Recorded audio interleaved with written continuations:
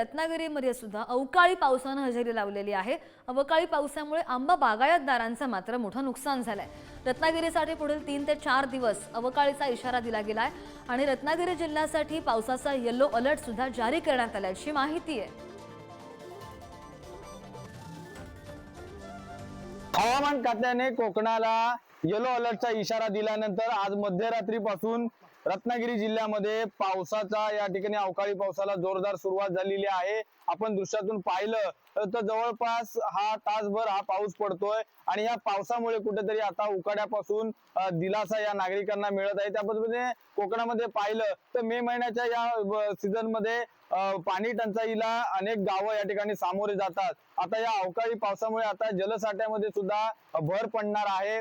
आपण जर पाहिलं तर कोकणामध्ये या अवकाळी पावसामुळे आता शेवटच्या टप्प्यामध्ये असणारे जे आंबा पीक आहे ते देखील संकटात आलेला आहे। त्यामुळे एकंदरीतच हवामान खात्याने दिलेला अंदाज हा तंतोतंत खरा ठरला आहे आणि कोकणामध्ये आपण जर पाहिलं तर हवामान खात्याचा अंदाज खरा ठरत असल्यामुळे अवकाळी पावसाला जोरदार सुरुवात झाल्याचे चित्र सध्या कोकणात दिसून येत आहे।